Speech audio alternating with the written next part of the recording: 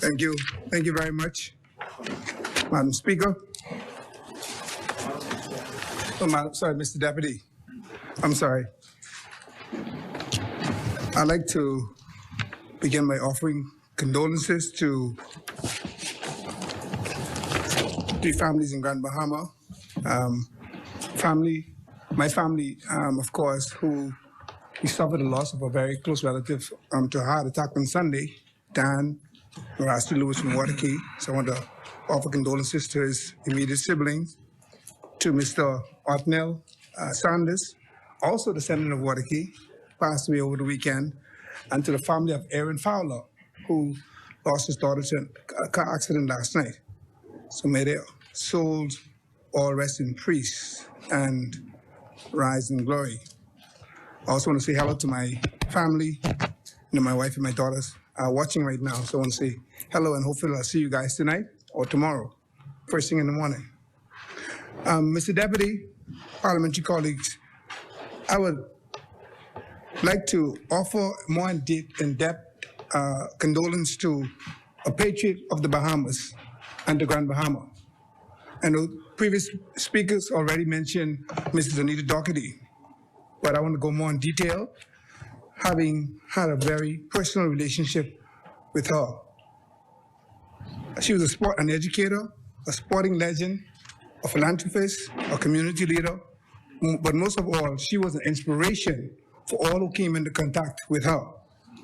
It is with great sadness that I offer my sincere condolences to Mrs. Doherty's family on behalf of myself and the FNM Central Grand Bahama Constituency Association on her recent passing, as she was a member of Central Grand Bahama. Mrs. Doherty was truly an icon and a giant of a woman. Mr. Deputy, though she is gone, her memory and her legacy will continue to live on in the lives of thousands of persons who she would have come into contact with. Mrs. Doherty began her teaching career in 1970 at Hawksbury High School, and before transferring to D.W. Davis High School in Nassau, where she taught for 4 years. She then came back to Grand Bahama and assumed a teaching position at Freeport High School at the time, where I attended in 1979 until she retired in 2017, some 47 years later. Mrs. Doherty had a renowned sporting career as she represented the Bahamas in the pentathlon at the Commonwealth Games in Edinburgh, Scotland in 1972. As a stellar athlete, yes, crazy, and I'm East Grand Bahama, I know her on the athletic level also. Yes, West Grand Bahama, she's one of your homegirls. Yes, she mastered field hockey, tennis, softball, and netball. As a tennis player, she is one of a few players to be named a Triple Crown winner after dominating the ladies singles and both ladies and mixed doubles event in one tournament. She was in a class all by herself with dynamic athleticism. In addition to her strong sporting abilities, Mrs. Doherty had been involved in community activities such as director of the YMCA Keep Fit, president of the Bahamas Netball Association, secretary of the Grand Bahama Softball Association, and treasurer of the Interscholastic Sports. She was also involved in the 1977 Carifta Games, was president of the Grand Bahama Tennis and Squash Club, president of the Grand Bahama Athletic Association, vice president of the Bahamas Association of Athletic Association, and secretary of the Co-ed Pilot International. In recognition of her successes in sports, Mrs. Doherty was inducted into the Grand Bahama, and thank you while she was alive, Hall of Fame in 2005, and the Bahamas Sports Hall of Fame in 2011, truly solidifying her as one of the greatest Bahamian athletes who ever lived. She served her country proud on all levels of the sporting industry, being a beacon and guiding light for the sports enthusiasts that came after her. But her hard work and dedication didn't just stop with her own greatness, Madam Speaker. She was committed to building a nation which showed through her long-standing philanthropy.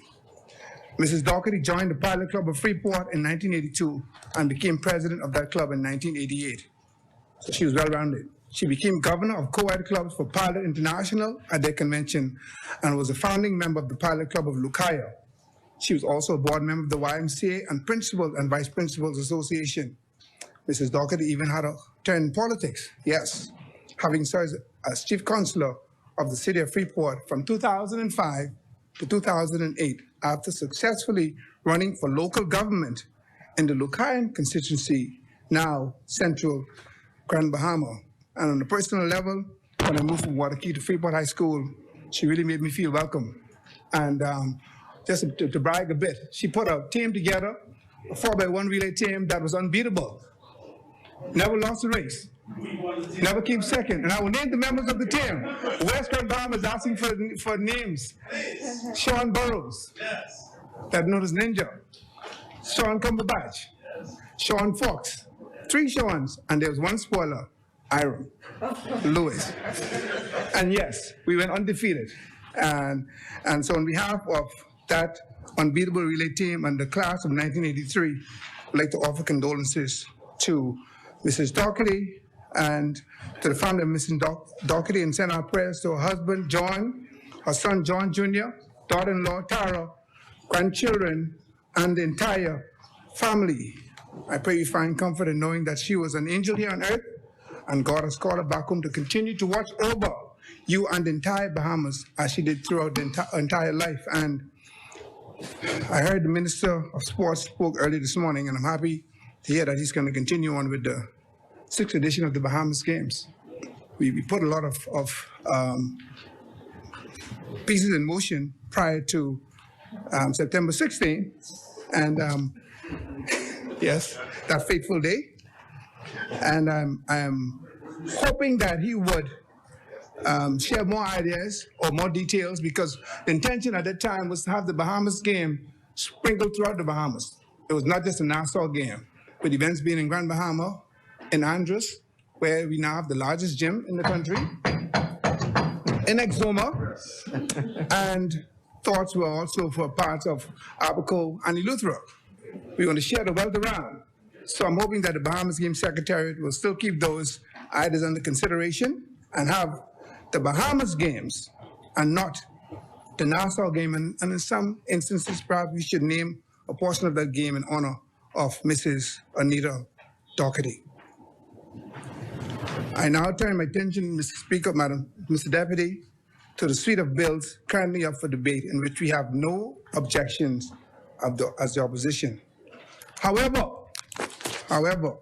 the record must reflect that this is simply, again, a copy and paste move by this new day copy and paste government.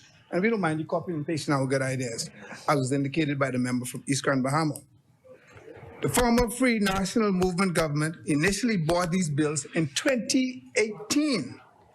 We knew, Mr. Deputy, how important it was to ensure our global standing of financial reporting met and surpassed international best practices. The Minister administration made it a priority to keep the Bahamas in good standing with international financial regulators.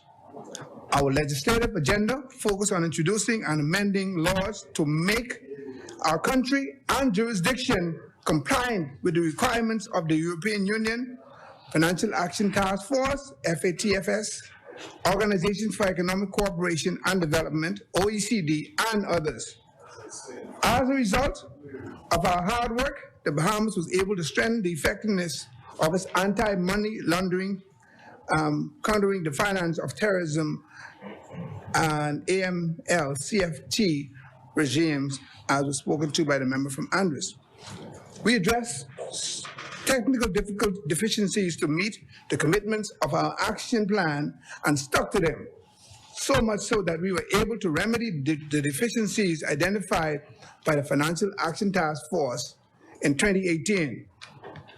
Mr. Deputy, it was not an easy ride, but the FNM government delivered. Despite remaining under heavy scrutiny in global tax watchdogs, the Bahamas was removed from the EU's list of non-cooperative jurisdiction for tax purposes after determining that the country had implemented all the necessary reforms to address concerns regarding economic stance, removal of provincial exemptions, and automatic exchange of tax information. At last report, as was indicated earlier, the Bahamas was compliant with 38 out of 40 FATF recommendations to strengthen its AML-CFT framework with the Caribbean arm of the regulatory body, and is firmly on par with the top FATF member states, including the United States, Switzerland, and, of course, Ireland. Amendments to Register of Beneficial Ownership Act 2018. The enactment of the Register of Beneficial Ownership Act 2018 allowed for the development of a Beneficial Ownership Secured Search System, or BOSS, which ensured the Bahamas' compliance with FATF recommendations and requirements. Mr. Deputy, the recommendation amendments are acknowledged and supported. Amendments to Financial Transaction Reporting Act 2018, and I'm almost done.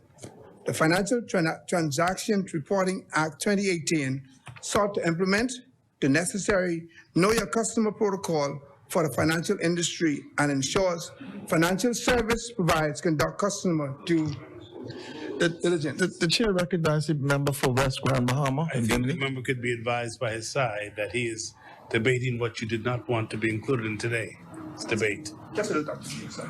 But so you're not supposed to forecast. Yes. So we will come back to that. Yes. Thank you. Not a problem. Not a problem. The Anti-Terrorism Act 2018 address gaps identified by the Caribbean Financial Action Task Force Mutual Evaluation of the Bahamas 2017 published report. It repealed the Anti-Terrorism Act 2004 and contained provisions for combating terrorist acts, terrorist financing, and proliferation financing. The Act, again, also outlined regimes for interactions with the United Nations, international cooperation, and enforcement tools. Mr. Deputy, these recommendations to this Act are also acknowledged and supported by this side. Amendments to the Proceed of Crime Act 2018, and lastly, the Proceed of Crime Act 2018, which is the foundation of the Bahamas' legal provisions for its anti-money laundering, combating terrorist financing, combating proliferation financing regime. The legislation, in concert with the amendments to the Financial Transaction Reporting Regulations 2018 and amendments to the Anti-Terrorism Act, propelled the Bahamas' fight against money laundering, terrorism, terrorist financing, proliferation of weapons of mass destruction, and proliferation financing. It is because of these sweeping financial regulations and statutory protocols that has brought the Bahamas from being a perceived tax haven with no oversight or accountability to a compliant jurisdiction with global best practices and a competitive financial regime with international recognition and support. These pieces of legislation combine critical in the country's exit from the EU's anti-money laundering backlist and FAFTS increased monitoring grey list. So once again, Mr. Deputy, this administration continues, like I said, to enjoy the spoils of the arduous work of the previous administration. But we understand and acknowledge that government, like you said earlier, are continuous, and we want them to succeed. Because if they win, we all win. We just want to ensure that it is done with transparency and accountability. The suite of amendments being debated today will only help move the work forward. As always, the official opposition is here to provide support for this New Day government. I thank the people. Oh yeah, I'll say it again. As always, the official opposition is here to provide bipartisan support for this New Day copy and paste government. I thank the people of the Bahamas, and I thank God for the many blessings over the Commonwealth in these tumultuous times. I am continually honored and grateful for this responsibility to be a representative for the people of the great constituency of Central Grand Bahama. I will continue to do my part to advance our country forward, upward, onward together. Central Grand Bahama, rest. Thank you, honorable member.